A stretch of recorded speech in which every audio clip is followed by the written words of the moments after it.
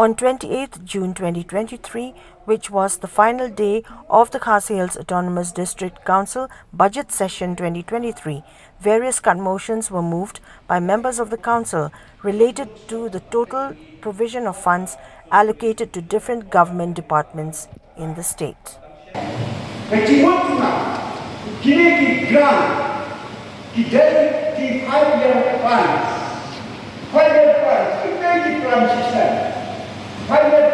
For example, kenapa dia pakai bikin finance commission grant dulu pada import harga.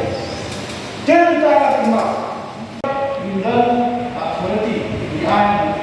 Kemudian kalau sistem di dalam nasional, kita di kalau di jam tiba nak sentral semua langsung post office GPO.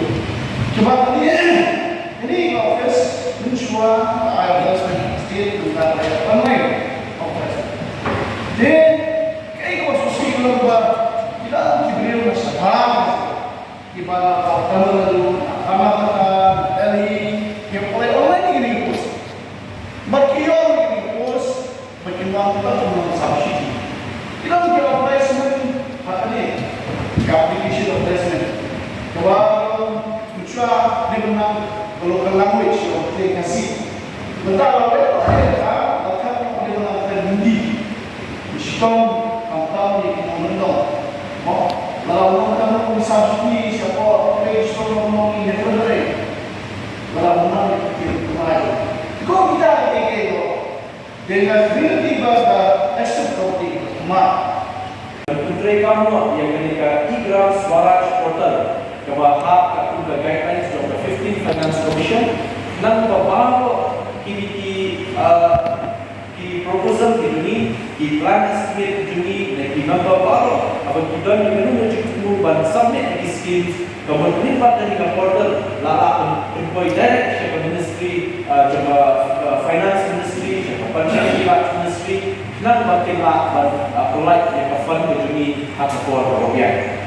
Ke tak mau yang health sector grant jom council. Jadi kalau macam shisha, haki house dan melada melayu akuban pensno haki berapa assembly yang kenika mat yang kawan kalian ke finance ministry telah hak yang ke health sector grant jom council. Maka council kan juga banyak training kat let's say what objective jom state government bertentukan yang dibubun di project health sector kan ketika put harga rupam semua kamu kenal di perbuatan di grassroots level. Ke soal India kalau perkat bahawa council sekarang dikawin ke department dari ketemat program kerugian dan program mereka health sector haki grassroots level. Dan nomor kedua yang ini lah mana ada soal India la bantu ke jingka kebasyar bayar ke grant mententukan dari rural local bodies government ki ADCs